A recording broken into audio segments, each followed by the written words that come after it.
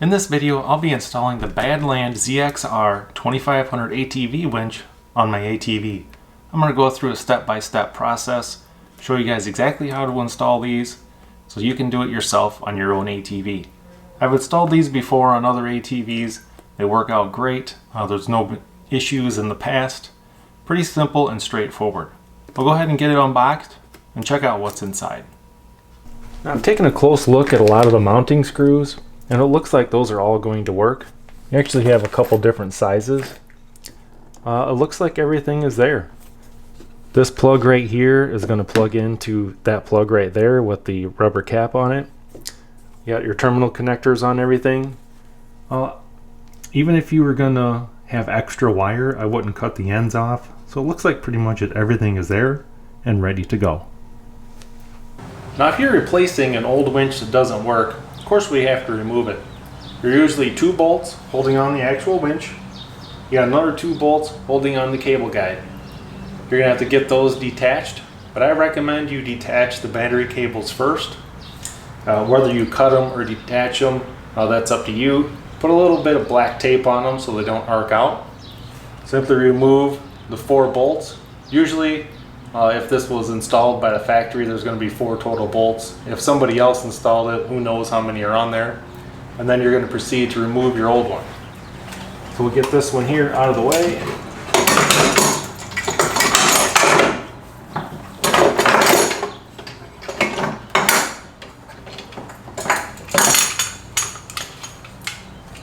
Now we can move on to installing the new winch. So I've got the new winch. We're going to install it first, and then we'll install the cable roller.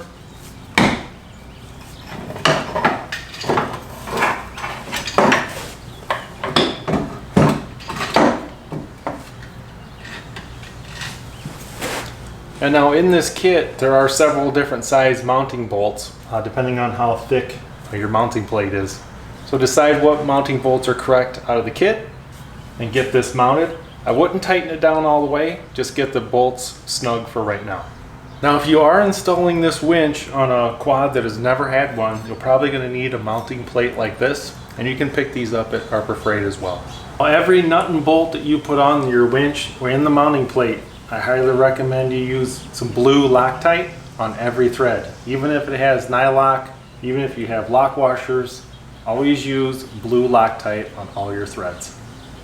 Once you have your winch mounted securely, not tight, but secure enough that it's not going to fall off or anything, so we may want to move this around a little bit, we can install the cable guide.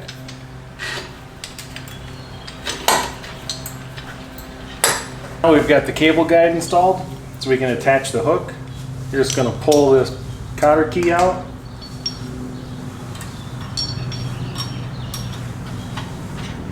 Simply slide that through your cable. And now your hook should look something like this.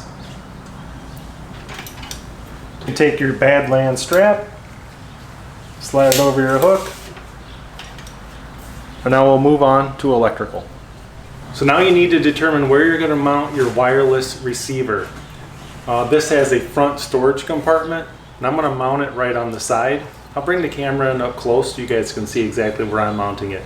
Now this is going to vary from ATV to ATV. You're just going to have to look for the best place to mount it, and it does come with the required screws to hold it. So over here on the right side, you can see right here, because this is where you're going to connect your wired winch. I have it screwed in right there, and I'll show you on the top side what that looks like.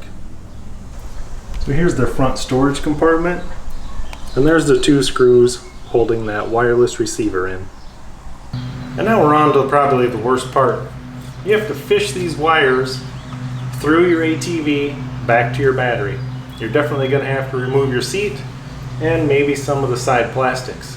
All the ATVs are going to vary, so definitely make sure that you're not going to route it around anything that's moving, like anything to do with the steering or a gear shifter or anything like that.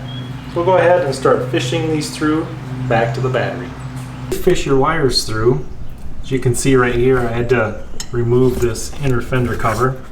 I've got my positive, negative running through here.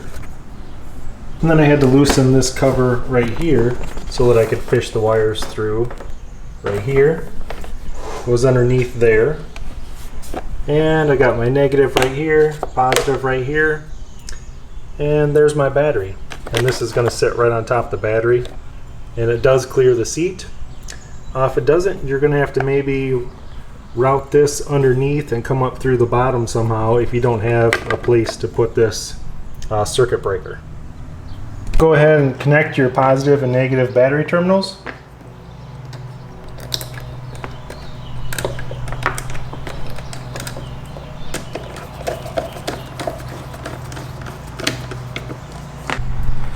And then I've already reinstalled all the panels that I had pulled off. And I reinstalled that inner cover. And now you can go ahead and connect your positive and your negative to your actual winch motor, and then just go along and zip tie any loose cabling out of the way. Your wiring's connected, you've got everything kind of bolted in place.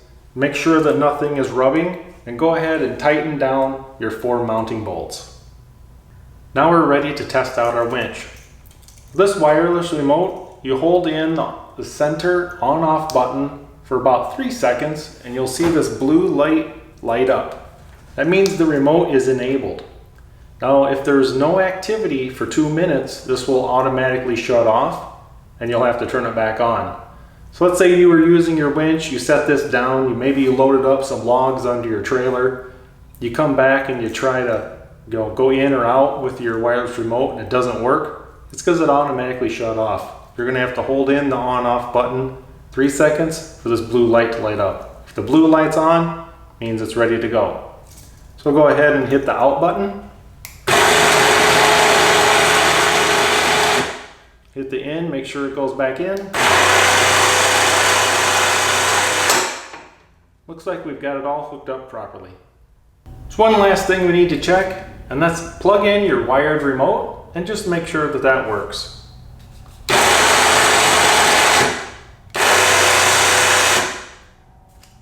Looks like it's ready to go.